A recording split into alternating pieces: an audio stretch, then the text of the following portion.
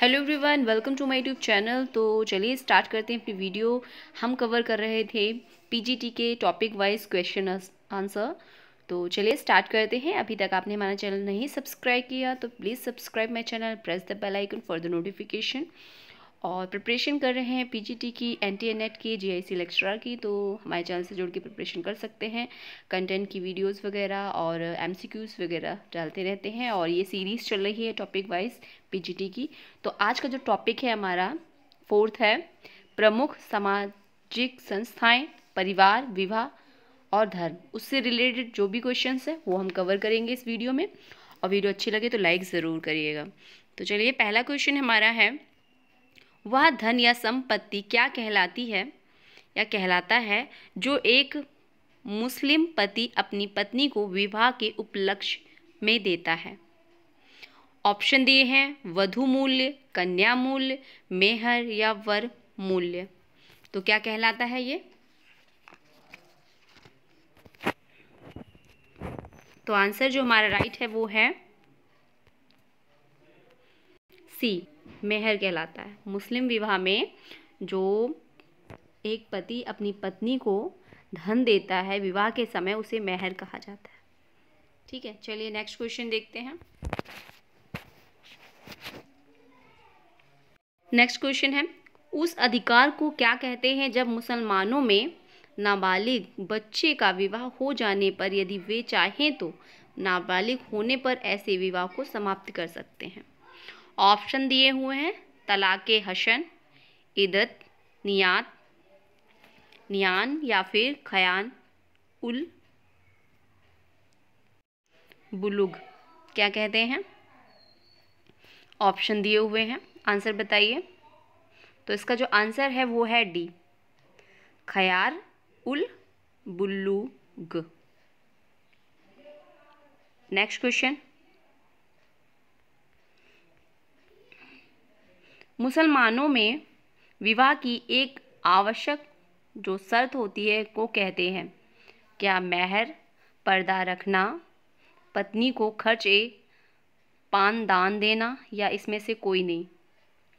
तो आंसर जो हमारा राइट है वो है ए, मेहर। मेहर जो होती है वो विवाह की आवश्यक शर्त होती है, जो स्त्री धन होता है जो विवाह के समय पुरुष को स्त्री को चुकाना पड़ता है। ठीक है, चलिए नेक्स्ट क्वेश्चन देखते हैं। किसी अधिनियम के अंतर्गत एक हिंदू विवाह भी जाति या धर्म को मानने वाली स्त्री से विवाह कर सकता है। कब से? हिंदू विवाह अधिनियम 1955,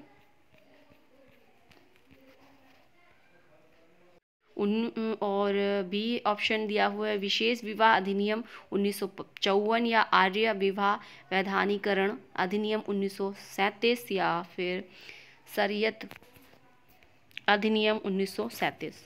तो आंसर जो होगा इसका राइट वो है बी, आंसर हमारा बी, विशेष विवाह अधिनियम 1954। इसमें क्या है? तो इसमें ये है, आपको जो विवाह है किसी अधिनियम के अंतर्गत एक हिंदू किसी भी जाति या धर्म को मानने वाली स्त्री से विवाह कर सकता है। ठीक है, चलिए नेक्स्ट क्वेश्चन देखते हैं। नेक्स्ट क्वेश्चन है हमारा, यह किसका कथन है कि परिवार ही एक ऐसा समूह है जिसे जो मनुष्य होता है पशु अवस्था से अपने साथ लाया है।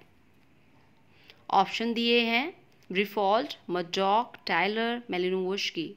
परिवार ही एक ऐसी समूह है, परिवार जो है एक ऐसा समूह है जिसे मनुष्य जब से समझ लो पृथ्वी पे आया है तब से पशु के अवस्था में जब था तब से साथ में लेकर ये जो चलन है चल रहा है, उसे साथ में ले रहा है। तो कौन सा है जो ये कथन दिया है जिस थिंकर ने? आंसर जो है वो है, आंसर जो राइट है वो है डी, मेलिनोवस्की। मेलिनोवस्की ने कहा जो परिवार ही एक ऐसा समूह है जिसे मनुष्य जो पशु अवस्था में भी था तब उसके साथ साथ अभी भी लेके चला आ रहा है। नेक्स्ट क्वेश्चन है, फैमिली शब्द का उद्भव फैमुलस शब्द से हुआ है। फैमुलस जो शब्द है किस भाषा का है? अमेरिकन, अंग्रेजी, लैटिन या हिब्रू? तो कौन सी भाषा है ये? फैमिली जो शब्द है वो है लैटिन भाषा का। आंसर हमारा सी राइट है। नेक्स्ट क्वेश्चन है, यह कथन किसका है कि परिवार पर्याप्त निश्चित यौन संबंध द्वारा परिभाषित ऐसा समूह है जो बच्चों के जनन एवं लालन पालन की व्यवस्था करता है? ऑप्शन दिए हैं, टाइलर हैं, मैकाइवर पेज हैं, मर्डॉक हैं, दुबे हैं, जिन्होंने कहा कि परिवार जो है पर्याप्त निश्चित यौन संबंध द्वारा परिभाषित ऐसा समूह है जो बच्चों का लालन पालन। तो आंसर जो हमारा राइट है वो है बी, मैकाइवर एंड पेज ने कहा। नेक्स्ट क्वेश्चन है, यह कथन किसका है कि परिवार में स्त्री और पुरुष दोनों को सदस्यता प्राप्त रहती है, उनमें से कम 2 विपरीत यौन व्यक्तियों की यौन संबंधों की सामाजिक स्वीकृति रहती है और उसके संसर्ग से उत्पन्न संतान मिलकर परिवार का निर्माण करती है? ऑप्शन दिए हैं, रिवर्स हैं, मजूमदार हैं, दुबे हैं, लुइस मेयर हैं। तो आंसर जो हमारा राइट है वो है सी, एससी दुबे। एससी दुबे ने परिवार में स्त्री और पुरुष दोनों की सदस्यता प्राप्त रहती है, उसमें से कम 2 विपरीत यौन व्यक्तियों की यौन संबंधी जो भी सामाजिक स्वीकृति होती है उसके सब वर्ग से उत्पन्न जो भी संतान होती है परिवार का निर्माण करती है। नेक्स्ट क्वेश्चन है 9 नंबर। सूची दी हुई है, एक तरफ अवधारणा है, स्पष्टीकरण दिया हुआ है, तो बताइए। कूट भी दिए हैं तो देख लेते हैं। विवाह संबंधी वंशानुक्रम, पितृबंधु कुल, पुरुष पूर्वज नातेदारी, 3 पीढ़ियों की संबंधी, पत्नी माता संदिग्ध वंशानुक्रम। तो आंसर जो हमारा राइट है वो है, चलिए मिलाते हैं तो मैच करते हैं। क्वेश्चन जो हमारा राइट है वो है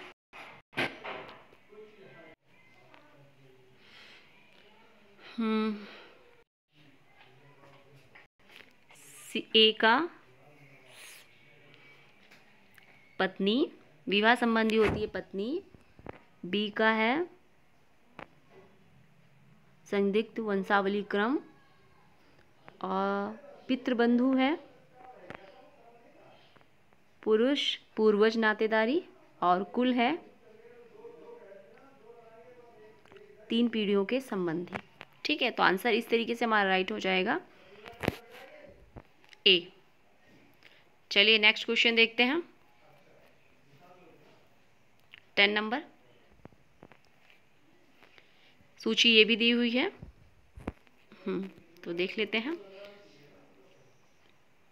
आवास दिया हुआ है, मातृस्थानीय आवास, पितृस्थानीय आवास, मातुल्य स्थानीय आवास, उभय स्थानिक आवास जो है वो जो आवास किसके साथ आवास होता है तो उसका ऑप्शन सूची दी हुई है। वधू के मामा, वर के माता पिता, वधू के माता पिता, वधू की बड़ी बहन, वधू अथवा वर के संबंधी। तो कूट दिए हुए हैं, तो मिलाइए, मैच करिए। तो आंसर जो हमारा राइट है वो है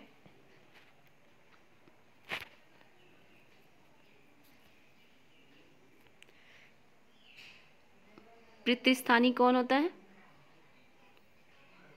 पितृस्थानी जो होता है वधू के माता पिता।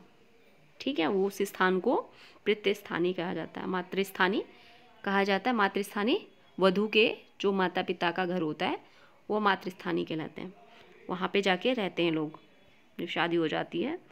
और दूसरे का है बी का वर के माता पिता, पितृस्थानी। मातुल्य स्थानी ये होता है मामा के घर, मातुल्य तुल्य स्थानी।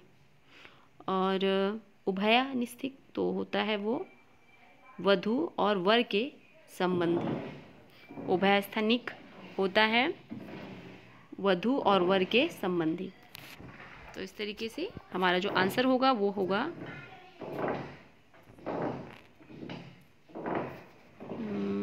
डी। आंसर हमारा डी राइट है। चलिए नेक्स्ट क्वेश्चन देखते हैं।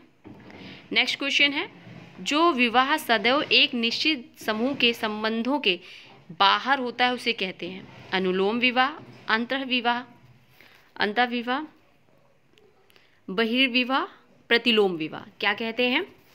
तो ऑप्शन दिए हुए हैं, ऑप्शन के अकॉर्डिंग जो हमारा आंसर राइट है वो है सी, बहिर्विवाह। बाहर विवाह होता है, संबंधों के बाहर जो समूह होता है उसके, जो निश्चित एक समूह है उसके संबंधों के बाहर जो विवाह होता है बहिर्विवाह, और जो अंदर होता है अंतर्विवाह विवाह कहलाते हैं। और अनुलोम विवाह जो होता है, जो एक उच्च वर्ग का निम्न वर्ग की कन्या से विवाह करता है तो अनुलोम होता है। प्रतिलोम वो होता है जो एक उच्च कुल की लड़की निम्न वर्ग लड़के से विवाह करती है। ठीक है। हिंदू विवाह परंपरागत विश्वास के अनुसार विवाह एक समझौता है, संस्कार है, बंधन है, औपचारिकता है। ऑप्शन दिए हुए हैं, ऑप्शन के अकॉर्डिंग जो हमारा आंसर राइट है वो है बी, संस्कार। हिंदू परंपरागत विश्वास के अनुसार विवाह एक संस्कार है। नेक्स्ट क्वेश्चन है, निम्नलिखित विशेषताओं पर विचार कीजिए। पति एक अनियमित आगंतुक हो सकता है। पत्नियां उनके पत्नियों, जो पत्नियां हैं उसके पतियों के घर आकर रहती हैं। साधारणतः बच्चों का माता के परिवार की संपत्ति पर अधिकार नहीं होता। पिता बच्चों का सर्वोच्च मुखिया होता है। और इसमें से कौन सी पितृसत्तात्मक परिवार की विशेषता है? कूट दिए हुए हैं, बताना है आपको।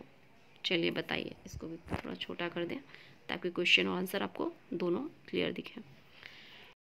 आंसर जो हमारा राइट है वो राइट है हमारा ए। दूसरा, तीसरा और चौथा, पत्नियां उनके पतियों के घर जाकर रहती हैं, ये होता है। और साधारणतः बच्चों के माता के परिवार की संपत्ति पर अधिकार नहीं होता। पिता परिवार का सर्वोच्च मुखिया होता है। ठीक है। चलिए नेक्स्ट क्वेश्चन देखते हैं, 14 नंबर। निम्नलिखित में से कौन सी एक विशेषता परिवार को मातृसत्तात्मक तथा पितृसत्तात्मक परिवार में वर्गीकृत करती है? पति या पत्नी का आवास, लैंगिक श्रम विभाजन, या एक ही पूर्वज के वंशानुक्रम, स्त्री तथा पुरुष की विभिन्न शक्तियाँ। तो आंसर जो हमारा राइट है 14 का वो है सी, एक ही पूर्वज की वंशानुक्रम। एक ही पूर्वज के जो वंशानुक्रम होते हैं वो प्रभावित करते हैं। नेक्स्ट क्वेश्चन है 15 नंबर। उद्विकास की निम्नलिखित अवस्थाओं पर विचार कीजिए। ऑप्शन दिए हुए हैं, एक विवाह, बहुपत्नी विवाह, बहुपति विवाह, स्वच्छंद संभोग। तो कूट दिए हुए एक पक्षी उद्विकासवादियों के अनुसार इन उद्विकासों का सार्वभौमिक रूप से सही क्रम क्या है? तो बताना है क्रम। तो क्या है? सी, पहला, दूसरा, तीसरा और चौथा। लास्ट में अब एक विवाह चल रहा है। पहले स्वच्छंद था, मतलब जो कोई भी व्यक्ति किसी के साथ भी संभोग कर सकता था। पहले जो आदिवासी थे, जो जब समाज की उत्पत्ति हुई थी, जिस हिसाब से समाज में जो परिवर्तन हुआ, मनुष्य में जो बुद्धिमत्ता आई उसमें। तो इस तरीके से आज के क्वेश्चन जो हमारे हैं कंप्लीट हुए। नेक्स्ट वीडियो में फिर मिलते हैं। वीडियो अच्छी लगे तो लाइक करिएगा। नेक्स्ट वीडियो में फिर मिलते हैं। Thanks for watching.